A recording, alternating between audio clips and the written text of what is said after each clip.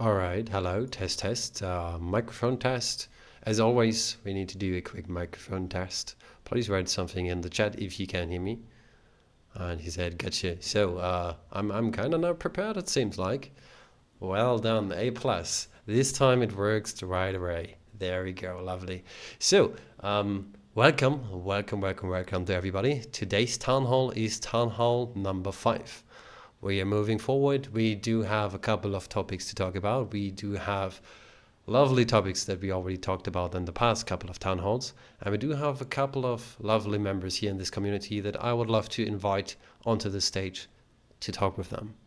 But before we do that, I want to quickly rethink what we just did a couple of seconds ago. So if you didn't notice this, Duncan, Crypto Eyes, and I, we just have been doing a live stream a couple of minutes ago, and we were giving away a BitHalo, something that has been produced, thought, and developed in this community, in this open source miners united community from Duncan, also known as IMGPIO or the Solo Mining Co. He produced and developed these contraption that you do stick on your Bitaxe. It's like an LED lightning strap, but he can explain it way better than I do. And yeah, we just thought it's such a cool idea to give this away.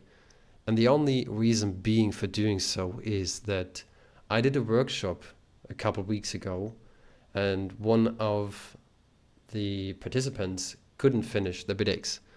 And instead of just texting me random mails or stuff like, hey, I want to finish it, please help me, he reached out to me and he asked me, hey, I don't have the equipment for this to actually finish this miner.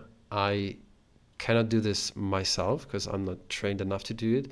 He enjoyed the workshop, he learned a lot, but he asked me if I could finish it and just give it away on stream. And so we just did this. I don't know what to say about it. It's just so lovely. And reason being, I want to invite Duncan on stage and say thank you to you to actually be here, and say thank you to actually make this possible with you. I think I wouldn't had this much of appreciation or this much of people actually participating in this giveaway if you would not have donated a bit halo to it. Well, that's lovely to hear. Thanks very much. Hello to all of you. I recognise pretty much all of you guys and gals in this chat. So nice to see you all. Yeah, I mean, like I think all of you guys here know about the Bit Halo because I keep going on about it and it's kind of everywhere really. So I probably won't introduce it again unless there is anyone here that doesn't know what the Bit Halo is, and I will. But yeah, like the thing is, this whole open source community thing is not. It's not just a money making thing. Oh, crypto wise, you know what BitHalo is. Well, actually, you don't. You haven't got one. Oh yeah. Anyway, um, the thing is, like, yeah, I run the Solo Mining Co. and I run it with my kids to, teach them a bit of e-commerce and whatever. But actually, for me, the thing that I enjoy most about all of this is just supporting other people kind of get off the ground with their mining adventures, in a way that kind of suits them and appeals to them, which is why the Bit Halo exists.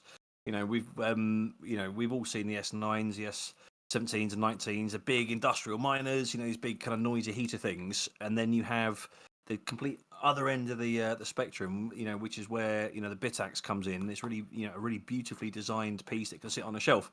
And for me, for Bitcoin mining and decentralized mining to be adopted by the masses, it needs to be, I guess, approachable and appealing to all demographics. And as Nikos famously says, crypto ice, make it granny proof.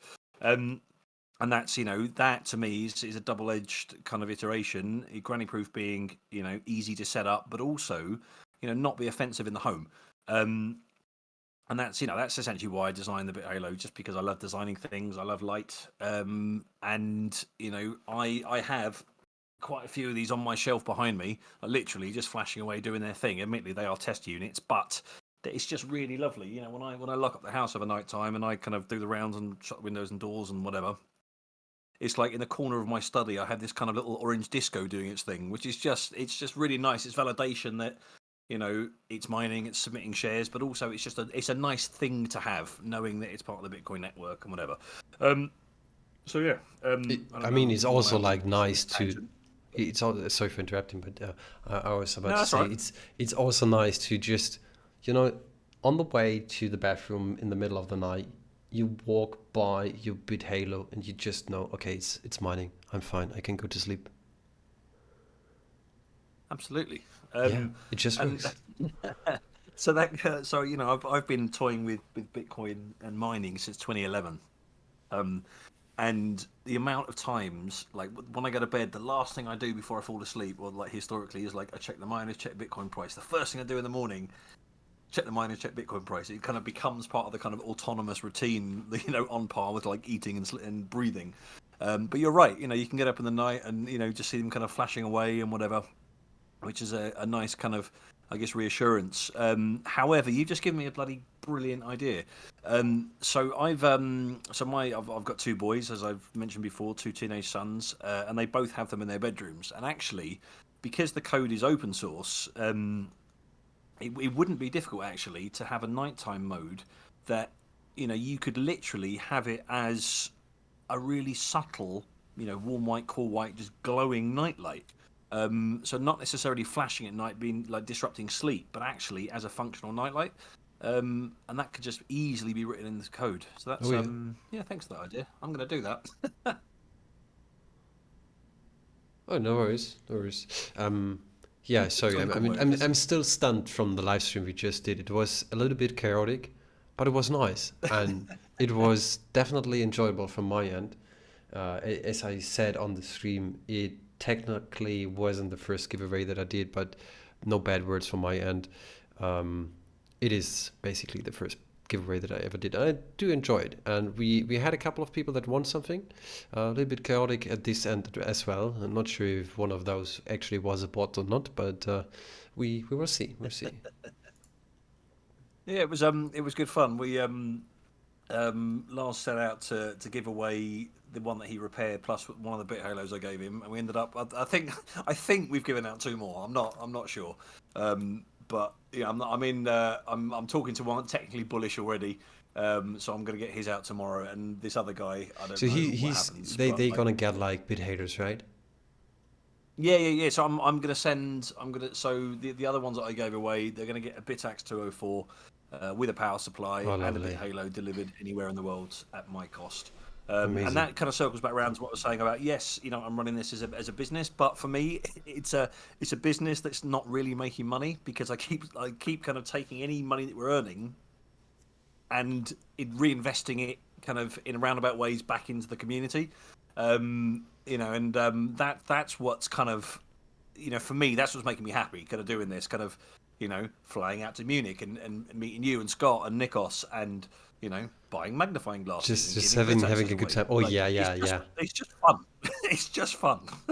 So And any if money that I you don't have to give the tax man is great. uh, while we're talking about giving something back to the people, um, let's address this point that for all those people that are probably listening to this later on and you're not familiar with the public pool that we do have a new incentivize for people to actually go to public pool and mine to it. These days we call public pool the first negative pool mining fee pool that is operating. Because actually, if you do mine to public pool at the end of the month, the highest share difficulty has been rewarded with a certain amount of Bitcoin. So even if you do not win anything, this pool is actually negative fees. So you get something in reward, therefore that you do mine on this pool. How this going to work is pretty simple. On public pool, there are a couple of referral codes. All of them are solo for 3 different sites. And whenever you do order something on those websites, you can use this referral code. You get a couple of bucks off your order, and public pool gets a little bit, and 50% of this what public pool gets goes into this pot, and you as a miner can win this every month. How cool is that? Like, speaking about giving something back to the people. And I think kind of on the public pool thing, I think what Ben has kind of pioneered. Hi Ben, I know you're here. What I think you've pioneered with the kind of referral thing and giving back, 50% of those kind of those earnings, as it were. Obviously you've got your own overheads, the balance back. It's just amazing that it literally is the world's first negative fee mining pool. You are Oh yeah. literally paid in a roundabout way to use that pool for no other incentive other than it's just spreading the open source mining United love. Which is just great. And actually, kind of on that, Crypto Ice, Nikos has designed his fucking cool immersion cooler setup, which in the I think is it the April giveaway? Oh yeah. We will get him on Was stage it? in just a second, so he can talk about this. Yeah, sure. But yeah, speaking Um, about this negative fee on this pool, I even think please correct me, anybody in the audience or later on if I do upload this in the comments. But I think this is the first ever time that something like this is happening in Bitcoin. I do remember back in the days there was a website where you just solved the capture, and for doing so you got Bitcoin. But this was in the early days. But actually incentivizing people to do something to get something back, I think this never has been happened in this kind of manner like it does now with the public pool instance. hmm. I mean, And I please think kind of on change that. me if I'm wrong, but No. I think you've raised a very valid point. So when Bitcoin started 15 years ago, it wasn't a we're all going to be rich. It was an enthusiasm thing for this kind of new form of open source currency. So what was happening at that moment in time is it was people doing it enthusiastically, being part of a community. And then 15 years, has kind of happened, and then the world has adopted Bitcoin into this kind of enormous kind of monster. We scraped $70,000 the other day, and the banks are taking it, and the governments are into it. But hmm. now we've gone full circle back into that community spirit again. And the thing is, the fact that it's now this community spirit of open source mining, open source hardware, open source pool. We put, the pool pays you, just to be part of it, just to give back, give back, give back. That spirit of that kind of fundamental kind of foundation of Bitcoin, of open source and being for everyone, has come right back around. But now it's got all of the history and the backing of the world behind it. So all that can happen now is it can only exponentially grow with this spirit, and I think that's incredible. Oh yeah, definitely. I need to add up to this. Like I've been in Bitcoin since 2013, I believe. But if all of us would have the knowledge of today, we probably wouldn't be here or be rich as fuck. I don't know, but whatever. Um, Speaking about this, it is definitely the best time to be alive, I think, currently, because we are here to give back to the people, to incentivize people to actually do something, to share their knowledge. Like we do have people in here that are not only doing this for fun, they're doing this for a research standpoint.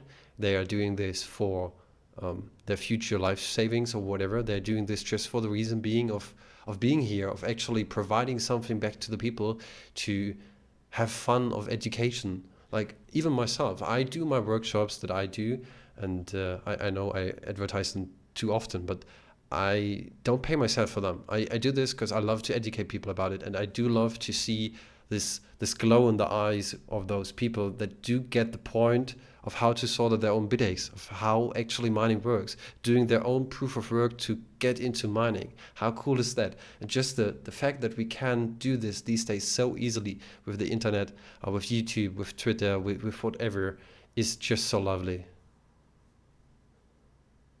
Yeah, couldn't Yeah. agree more. It's a really really exciting kind of landscape that's kind of, I guess, unfolding, which is bloody cool. So Crypto Ice, then go ahead. then let's move on. We do have Crypto Eyes on the stage. Welcome here. Good evening, everyone. Come closer to your mic, man. Am I still too far? Yeah, it's like a tin can. Talk. Hang I'm on. going. In fact, right now, I'm going to mute so you don't hear me tapping. Whilst you're talking, I'm going to buy you a microphone. Oh no, don't do it. So, Didn't say a working microphone. oh, like a $5 one. No, Crypto Eyes, you do have something to announce, maybe? If I heard it right. Yeah, we made with Ben a Twitter post I think I missed it by a few days, so it's going to have to go to April. Is it? Why don't you bring Ben up as well? He knows all the details better than me. Yeah, let's see. Let's see. Maybe he's too busy today. Don't know. Anyway, so I think it's at the end of April. So the highest, so we've got highest difficulty for the pool wins part of the pot. So what I offered is um, the prototype immersion tank I made for the Bitaxe, like the one we've seen on the pictures. I'm going to give that away. I think it's April to the not only the highest difficulty, but the highest open source miner difficulty. Because I noticed we've had a few big boy machines show up, so they might win the difficulty. But I thought then let's keep it open source, and then let's give the highest difficulty for April for whoever's got a yellow star. And I don't know, we'll figure it out, but Ben will tell me, and I'll send you the immersion tank as you see it in the picture, with the Bitaxe and the buck converter tank, cooler, radiator, whatever, minus the oil, because obviously that's going to be difficult and tricky to ship. But yeah, I'll pack it and I'll send it to you, and you can use it. I mean, how That's it, really. cool is that? Like, literally, we're incentivizing people to use open source for being there, like for being open source, because this is the foundation that drives us, that drives this community, that drives us forward. This movement that we created here, OSMU, as I always stated out to the people, it's not just some weirdos on the internet. Probably we all are some weirdos, but it's more than that. Especially like I had you guys over here in Germany at my place for a couple of days, and just this provided to me enough insight that it's more than just a couple of weird people watching, or We're extra weird people. extra Okay. weird people in the internet. Yeah, no, it's more like actually you can create friendship with such a thing, and this platform that we do have here with this community and this Discord and everything else that is evolving around it is just incentivizing more and more people to come in here, because it's a lovely place. Nobody needs to be rude. Nobody needs to threat anybody else. If so, we do kick you out of here. We just are friendly people here. We just Why want to don't you hang out. bring up the Munich team, and we'll talk about the trip, what we learned. Oh yeah. Oh yeah. Let's bring up the Munich team, the complete Munich team. We learned Come on, that we sir. really like German beer. That was quite an epiphany, wasn't it? What's that? I said we learned that we really like German beer. Yeah, especially the cloudy beer. Yeah, man. Um, So there And we we go. Now we do have the German team up on stage. Hey Scott. Yo, how's it going? Yo. yo, Yo, that was a fun trip. Really, oh yes, I'm it still was paying cool the to dues. just hang out and just get to go overboard geeking on Bitcoin. Yeah, and, It was awesome to put a name to a face, mate. I mean that's what I'm talking Yeah, it about. was, Like literally just hanging out with each other, obviously, and talking about Bitcoin, talking about a couple of ideas. I don't know how many ideas we created during having one beer after the other, but we created a couple ones. we came away with some really good shit. Oh yeah. And the thing is, like, I want to say to kind of everyone in the audience here that, like, us four kind of meeting up in Munich is no way kind of exclusive. It was an idea thrown out on, it was on the break room chat, like, let's go to Munich. Okay.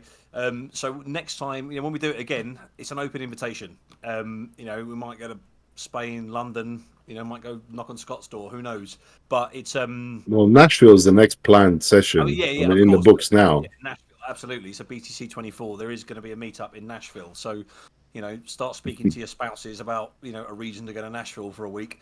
I'm already washing patios in anticipation to talk to her Uh, about it. Well, But the kind of the biggest takeaway from Munich was twofold really. It was actually I came back with some really great friends, who I'm like really pleased that I got to hang out with and kind of got to know, and kind of on that, like, all of us just talking, just kind of, it wasn't even nonsense. It was really kind of great value creation, and with Thomas as well. Just kind of all of us, if you get 5, 6 blokes in a room, 5 people in a room with common interests and a passion, stuff happens. Like there's kind of fireworks and kind of fundamental levels, and I came back with a huge kind of notepad, literally full of I want to do this, I want to do that, I want to do this, I want to do that, and part of it stems from how can I leave my full-time job and just do this forever, because it's just the community that comes with the Open Source Miners United is just like I've not experienced anything like it, and it's because everybody gives a shit. It's just amazing. Whilst you're on that subject, I want to give a shout out to Eddie that I can see is in the audience. Oh yeah, he was kind of crazy. So this lovely community member named Eddie, he drove I don't know, like 5.5, 6 hours just to meet us in Munich, just to be there and hang out with us. I mean, we it was kind of spontaneous being there and chilling out here in Munich. But on the other hand, I tried my best to have like a community meetup, and in the end, we did it. We kind of had a community meetup. We I tried to do my best so that we could hang out at a certain stage, and in the end we kind of had, how many people were it? 20, 30 people listening to us weirdos in front and telling them what OSMU is and what Bitaxe is. That was an amazing crowd too, and they just sort of all kind of showed up right to that and paid attention. Yeah, and lots of great questions. That was really cool. I mean, just sitting there and seeing like 30 people in the crowd and focusing 4 hours straight on us talking about Bitaxe, about OSMU, about ideas that we do have. I've never experienced anything like that before. It was so crazy. But that goes back to that point I made earlier. Sorry to interrupt, Scott. Just about when you have a passion, and when there's something that has weight behind it that is there to make a difference, these people will emerge. What we're doing, or with what the Open Source Miners United and Bitaxe or whatever stands for, is just absolutely fundamental change, and it just brings people together. And that's you're absolutely right. What made that evening memorable was just the passion behind it, and everyone working towards a common goal, which is brilliant. So let's do it again. I think we should Bitaxe is, I'm gonna have a booth at the Bitcoin conference in Nashville. That's July 25th through the 27th, and I think all y'all on stage here, or Wanklu's not coming, but a bunch of you are going to come to Nashville, and so anyone else in the audience who's thinking about coming, you should come, and we'll do a meetup. We'll do a meetup of some sort. I'm not exactly sure what yet, but if it's just kind of all deciding to meet up at a bar at a certain time, I think even that would be worth it. So I just want to reiterate that, and the conference tickets are pretty expensive, so if it's at all possible, you could just come to hang out with us, whatever evening it's going to be. So stay tuned for some more details on this meetup, but I definitely think that's going to happen. Nashville Bitcoin conference. It's going to be huge. Kind of on that, with the people that are in the audience here, if there is anyone that is desperate to come to Tennessee and can get themselves there, and you just think, oh shit, I can't afford the ticket to get in, send me a message. I've got inroads to various I've got fingers in pies at the show, and I might be able to kind of contribute to help that happen. So don't feel kind of completely kind of excluded if the ticket price is an issue. Also, I know in the past they have had sort of this unwritten rule for the open source stage. So there's an open source stage where they have various people talking, and then there's the open source project booths to the side of that, where I think the Bitaxe will be. In the past, you've been able to get in. It's kind of like, you just like, oh, I'm just going to the open source stage, and it's been free. I don't know if that's the case anymore, but definitely I think we can work something out. If it's like you can get yourself there but can't afford a ticket, like Duncan said, or get in contact. We'll make it work. I'd like to plus one that and offer an extra ticket. I was about to buy 9. I'd like to put an extra one up, either a cash or a ticket. There's contribute to an extra one for whoever needs it. Come closer to the mic. They're I'm also going to buy running. a second ticket. Cool. So They're if we running can- this program again that they've done in the past, where contributors to open source repositories can get free tickets. The Bitaxe isn't listed, but if there's significant interest from contributors to Bitaxe, ESP Miner, Piax, any of these open source projects, I bet we could get in contact with them. When it was kind of amazing when I applied to have this booth at. Thanks Duncan for the recommendation. But when I applied to have this booth at the conference, I emailed the guy and was like, I want to do this, and I got an email back like right away. He's like, "Oh my gosh, this is exactly what we want to have." He was already aware of the Bitaxe and was like, "I'm glad we're going to have you." So I think they are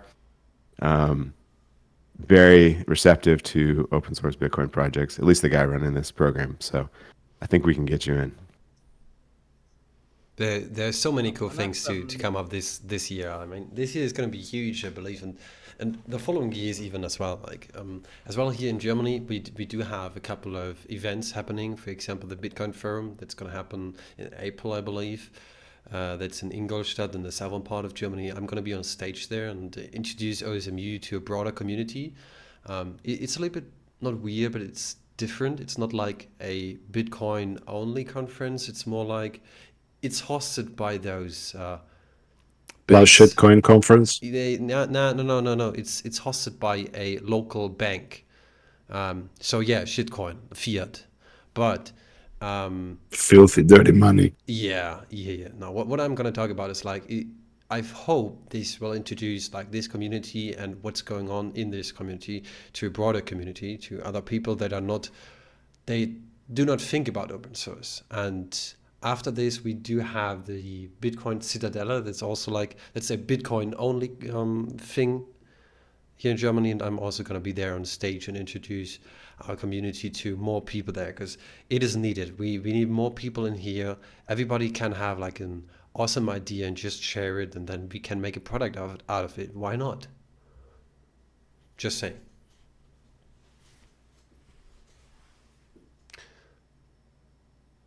Yeah.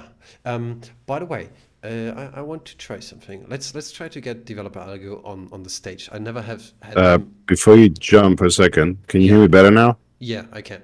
Okay. Duncan, do you want to mention what you roped me into for this Thursday coming in London at the Bitcoin meetup? Oh, yeah. Yeah, you forgot about that, yeah? Funny that. I haven't forgot about We've that. got some work to do, apparently. Yeah. We had a message. I had a message from a school teacher here in the UK in London about a month ago. This chap does. It's called STEM classes, science, technology.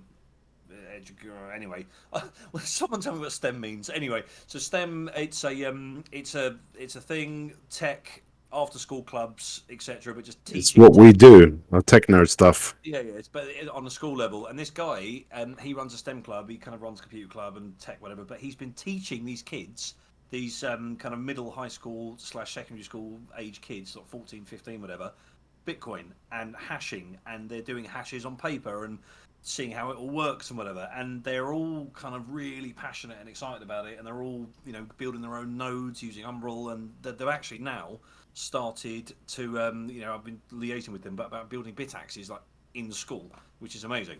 And he runs I think it's every month he runs a meetup in central London at London Bridge. It's the London Bitcoin Forum or something. Basically he's asked Nikos and I, Crypto Ice and I, to go down and talk for an hour about OSMU, Open Source Miners United, and the Bitaxe, and the open source nodes, etc. Ben, that's good to know. I'll talk to you about that later. So Nikos and I on Thursday, Central London, are doing a talk at a rooftop bar in London about Bitaxe, and essentially we're going to do the kind of not dissimilar to the presentation that Wonklu, Scott, myself, and Nikos did in Munich. We got a projector and stuff, and we're just going to answer questions about Bitaxe. What we will do is, I think we'll probably film it, maybe stream it. I hope so. I'm kind of I'm kind of over the I don't want to be on camera because actually, this is too important and I don't care. So that's that really. So yeah, that's what we're doing on Thursday. If anyone wants to come to London, open invitation. If there's anything you want to talk about, let us know as well. And we need to update the presentation from Munich. Oh yeah. FYI. By the way, I'm gonna do another workshop here in Munich in the same audience or in the same place where we had our meetup. I will do a workshop at the end of April. Just saying. What else? Before we go ahead, this town hall here, guys, is for you, is for the audience. So I do see regularly used people here in the audience, but whenever you do have any questions or anything else, feel free to ask anything, raise your hand, come up on stage, ask us anything. We're here, or I'm here, or whatever else is on the stage is here to answer you questions. So if you do have any, feel free to come up and just ask them. Don't be shy. It's for you. So I think, Duncan, you wanted to say something? Did I? If not, it's all right. I forgot. Basically, I just saw I saw Bitmaker in the audience, and I was just I was thinking that I think haven't Bitmaker. You I think you're there, aren't you? You've got the NerdAxe interface running on a Bitaxe, I believe. Let's get him on stage, that up, please. I imagine that. Yeah, drag him up here. What are you asking I'm him, Doug? Hey, get him up here. He's got his See, hand hey, up. there you you go. go. Hello. Hi guys, how are you? Good. I don't know if you are listening me very well. Sorry, because I'm not in my preferred spot, but well. Yes, this week I finally could fit inside the Bitaxe project a nerd miner interface. Well, the NerdBack interface that's mainly working with LB. DS and then also the whole Redux Ultra using the TTGo S3 board that mainly I use in the Neurominer project. So I hope that this week I could make a PR to the Nervax branch and then also to the ESP miner. I probably have to talk with Johnny to know the best way to do this. But I think that's interesting for the DAX project, but it would have a new interface for the builders around the world. And then I don't know, you know that sometimes these kind of things bring more people to the project because it's a new interface or something that people could like. It's just lovely. It's just lovely to see it. And for the people who don't know what we're currently talking about, just to, in hindsight, talk about it a second time, what Bitmaker did is basically take the nerd miner and create a new PCB where you just can plug in this nerd miner into the PCB, and your nerd miner actually becomes the new brain of your Bitaxe. And then this nerd miner actually controls itself, mines on its ESP core, and as well it controls the Bitaxe and the AC chip. Bitmaker, I have a question for you, if you don't mind. Yeah, tell me. How much spare power is that an ESP32 on the nerd miner? It's about 1 baht more, something like this. It's not too much. No, I'm asking if you have it. I'm just thinking out loud about. I was testing to integrate an extra ESP32 to do our solar controlling jobs. And I'm just thinking out loud now, if your ESP away from the sort of ASIC Bitaxe can actually do a few more extra work on some GPIOs. But maybe we should talk about it at some point. Yeah, we should talk about this because, in fact, I didn't being adding 78 kilohashes more.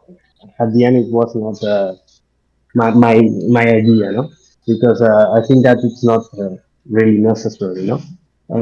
So in fact, the whole modifications are inside the Bitaxe project. So this is not mainly the Neurominer project that will have the basic implementation. It's just having the screen implementation inside the Bitaxe. Yeah.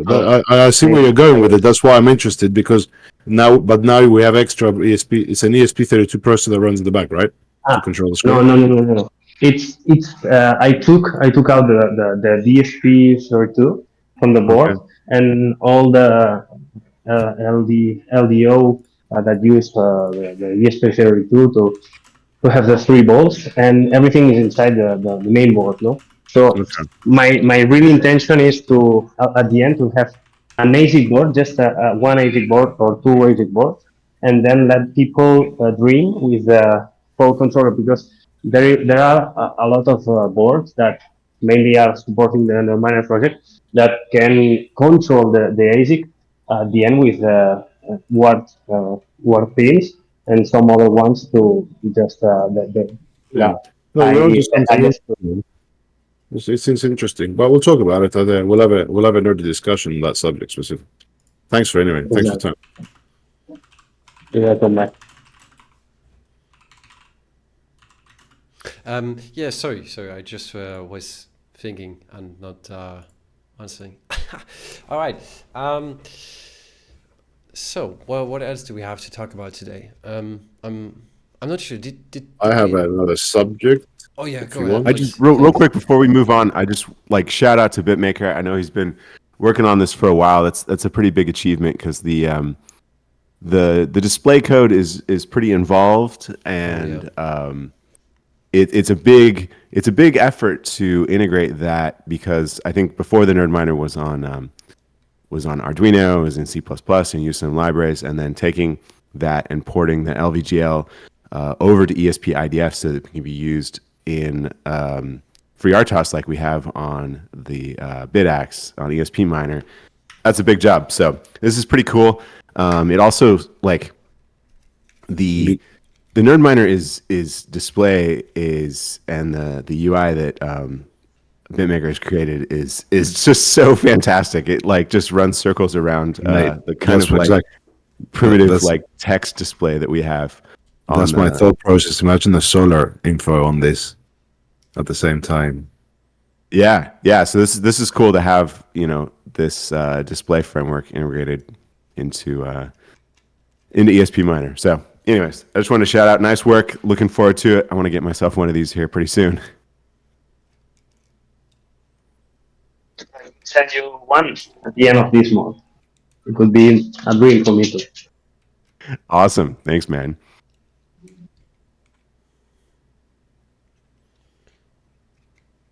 Nerd Miner, where are you located?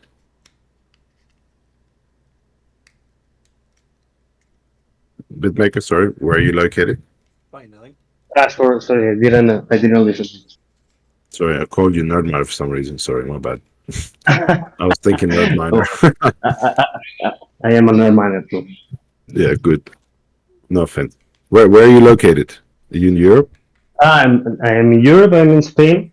Oh, fantastic. I have to say that the last week I have been talking about the Bitaxe and public pool. I created a small presentation to talk about the new things that are around the mining, and mainly the open source and the future that, in my opinion, open source that could be open source around the mining. And we talk about Bitaxe and also the public pool, and a lot of people were interested in.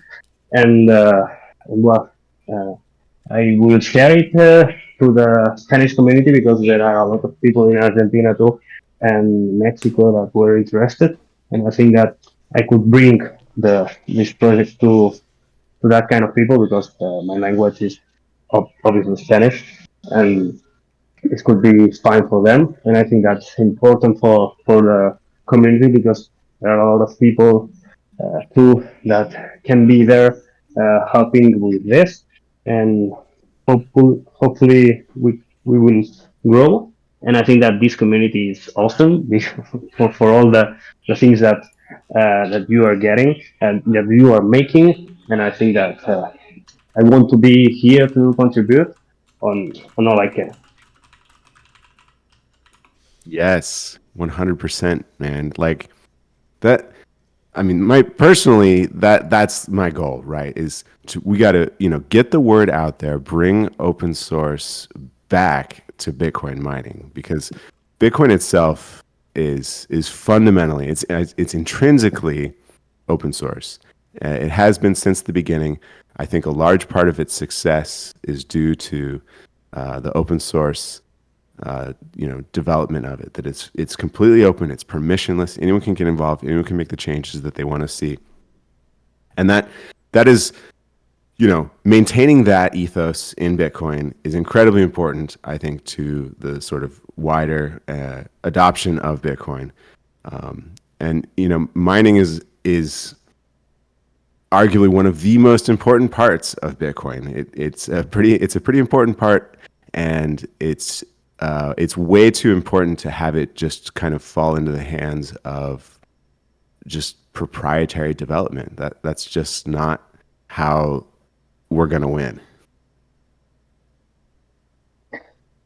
Exactly. In my opinion, it's the best way that we could think, and the Bitaxe is the resolution, because at the end, Bitaxe in just 3 months or something like this, there appeared a lot of works with incredible projects that will emerge, and I think that this year will be fantastic regarding the first terahashes miners being to a lot of houses, and then letting people just participate on a good way on the Bitcoin mining.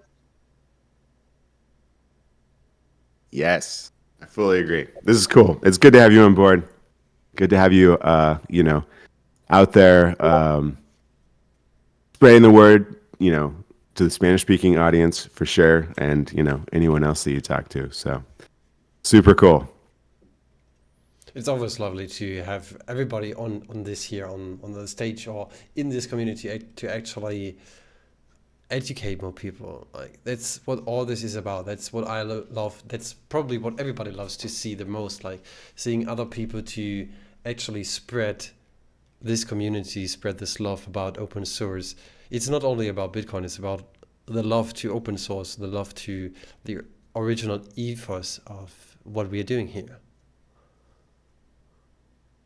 And BitMaker did a really good interview on Pod 256 a while back. You should go listen to it if you haven't heard it yet. But I think it really captures sort of the excitement of hardware development, and especially doing hardware development for Bitcoin.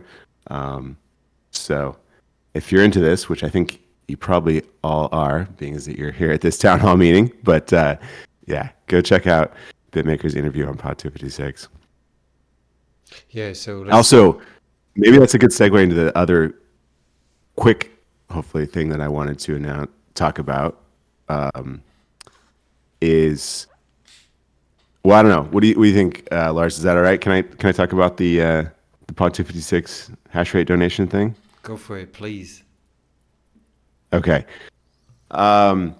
So I posted earlier, Pod 256 is a podcast where they talk about mining. It's some guys based out of the Nashville Bitcoin Park set up, Rod and Eco, cool dudes.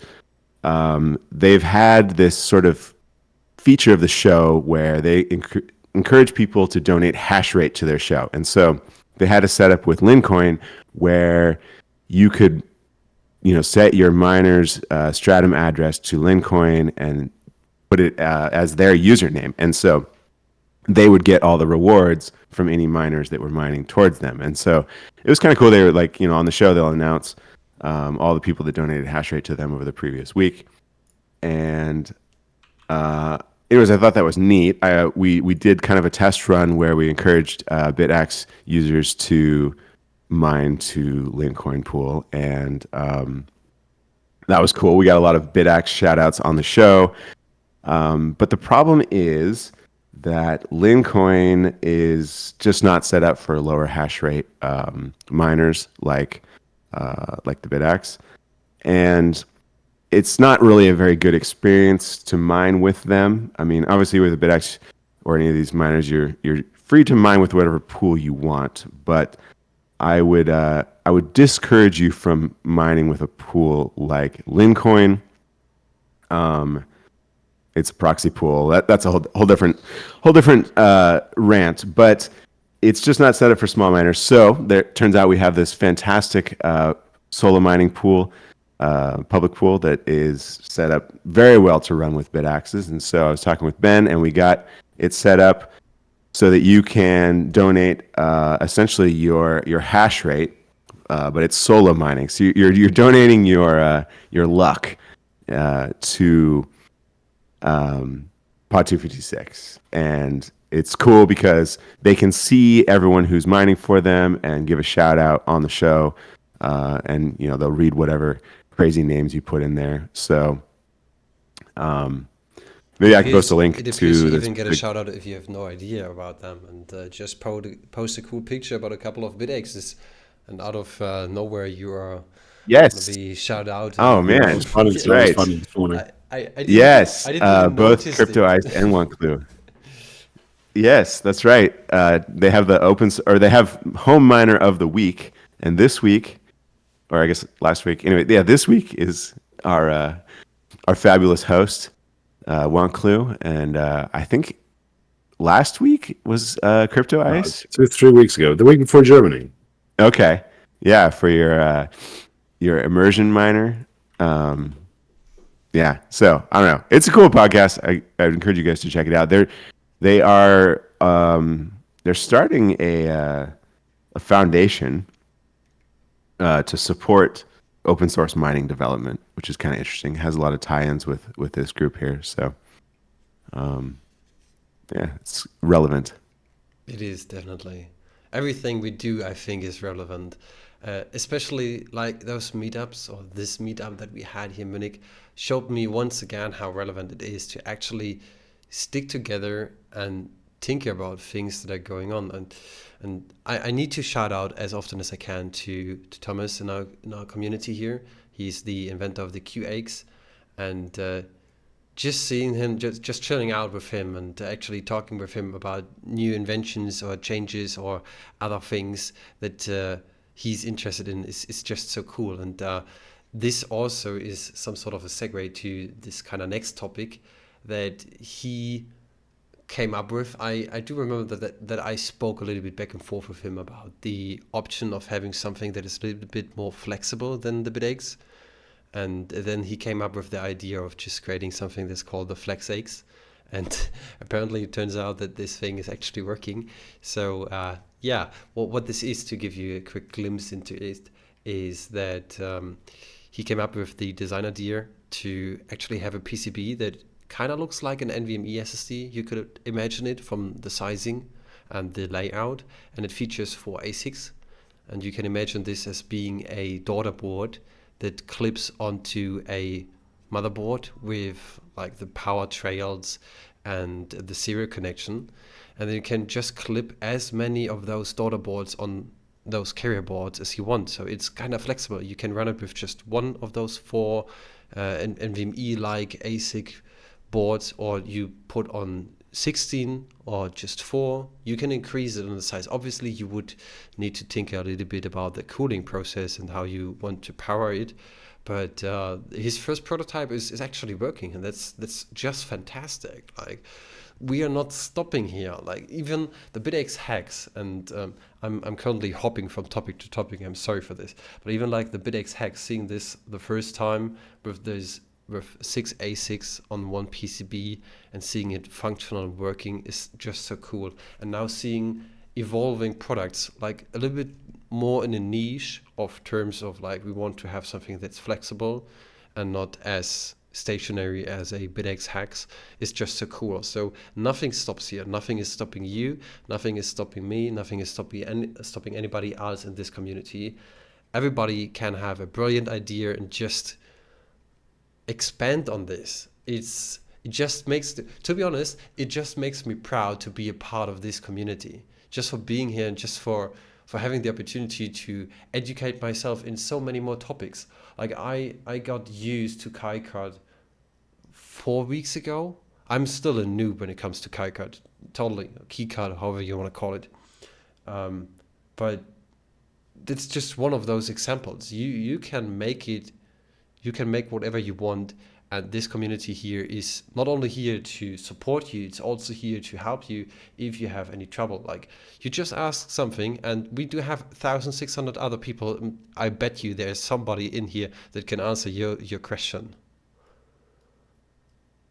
So yeah, that's sort of my takeaway here for today's town hall. I don't really have any more topics to cover today. I think those are the topmost news that we do have for this week. Today's town hall was a little bit delayed. I wasn't available last weekend, so we needed to do this weekend. And next weekend, if I'm not mistaken, let me quickly take a look. Next weekend will be the next workshop of mine, so I also cannot do the town hall. So the next town hall also needs to be delayed. It's gonna be tough, guys, I'm gonna tell you. So the next town hall is gonna be on the 23rd of March.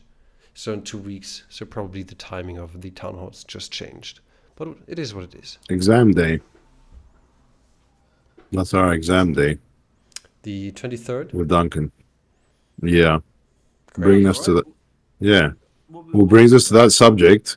I don't know if you guys have noticed, but we have a new project that opened up this afternoon on the members project. It's called Bitaxe RF, which stands for Bitaxe Radio Frequency. We're working. You can see a little brief I wrote in there, one-liner. That's the. If we do that, we call it mission success, and we'll take it from there. Yeah, well, let's touch on that kind of on the next town hall, because at that point we both would have done our ham radio exams, and we'll either full steam ahead or it will fall flat on its face when we both failed. Yep, pretty much. So, but I'm getting the foundations ready. Let's go. It's a pretty interesting premise.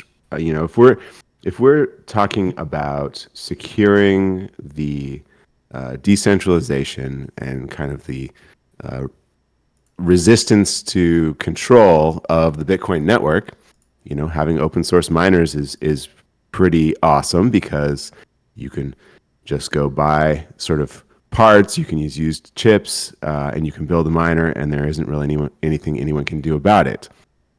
You know, and then of course, you know, you can get a Raspberry Pi, you can run a node, you can run your own mining pool, and have this sort of top to bottom self-sovereignty, which is, you know, incredibly important. Right now, we're not seeing a ton of opposition to Bitcoin, but there's no guarantee that it'll stay that way.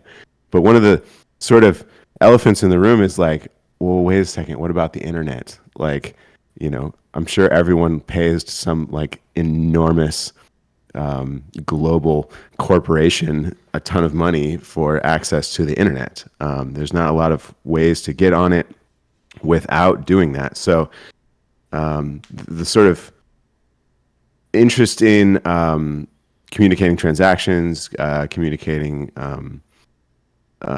you know, solve blocks and work to mine over something besides the internet is pretty intriguing. It's like a massive undertaking. Replacing the internet is not something that happens easily, but it is definitely something important to think about. And yeah, I don't know. I'm excited about this project. I think. Well, I have two ambitions, my friend. Wireless networking is pretty interesting, but this is something this is important for Bitcoin. Like we got to think about this. It's a potential choke point. Indeed. I mean, I come from a system integration point of view, and obviously a little bit of a prepper mindset. So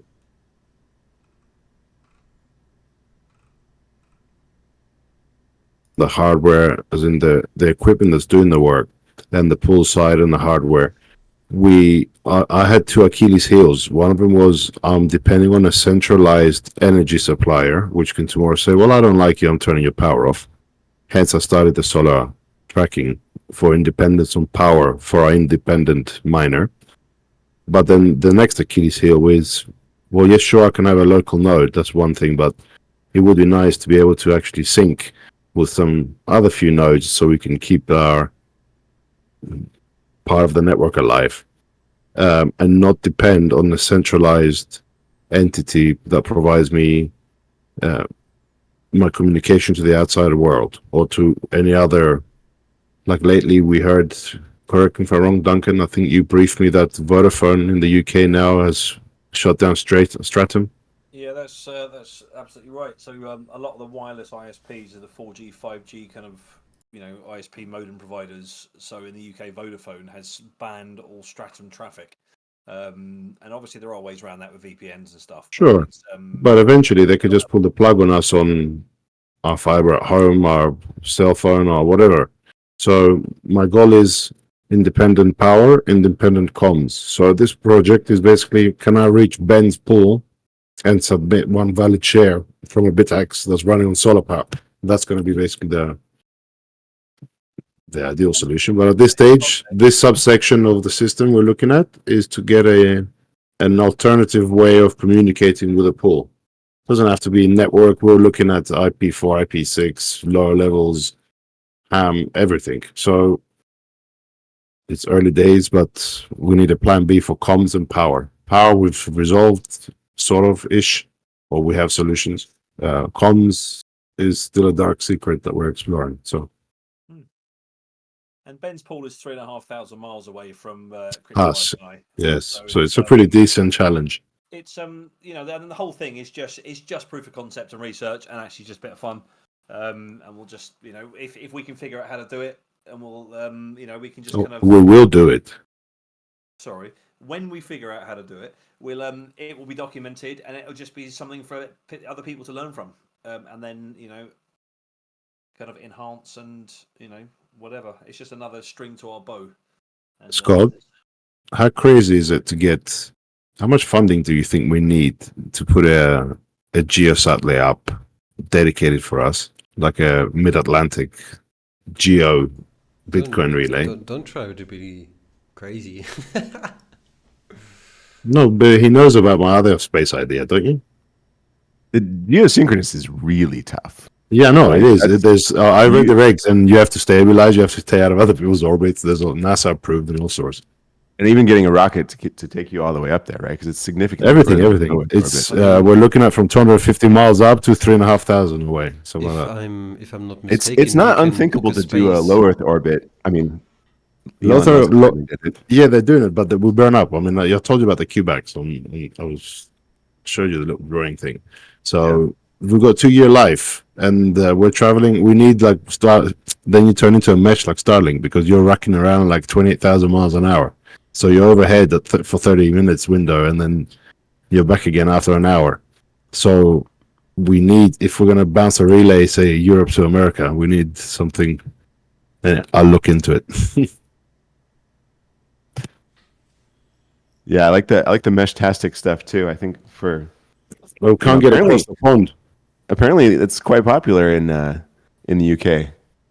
It's sold out. We're ordering stuff from China with Laura. They've run out. So it's not as popular stateside, but still, it's a really interesting idea. It's these sort of ad hoc meshes too, because it makes it hard to stop. It's hard to stop, but the reach is a bit limited. We did the full course the other day, me and Duncan. We went to the meetup, and they gave us the presentation. It's tricky to get. I mean, these guys were talking about, oh, look, I got a message down. I mean, we live 10 miles apart, Duncan, there? Yeah, something like that. Just, not 3,500 miles away. Yeah, we've got the challenge of, we could probably mesh all the way up to Ireland, I guess. But then our challenge is to get to Ben, which is beyond a freaking mountain apparently now, somewhere in North America. So we'll see. We'll get there. We'll make it happen. We will get one share across now. The question is, we need to make it valid. It's an exciting idea. Well, Ben thinks that it doesn't make. There's no such thing as a limit of how long it'll take to get the share over until the new block's found. I need to educate on that subject. Yeah, it's kind of true, but I think that's a whole new topic for a whole new session. Anyway, that's where the discussions will be. Yeah.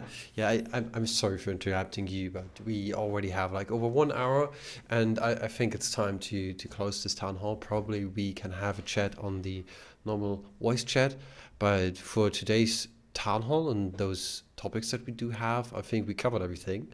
And if nobody of you or anybody in the audience wants to say anything else, I'll thank everybody of you for being here, being on the stage, talking with me, keeping me company, and keeping all our audience company.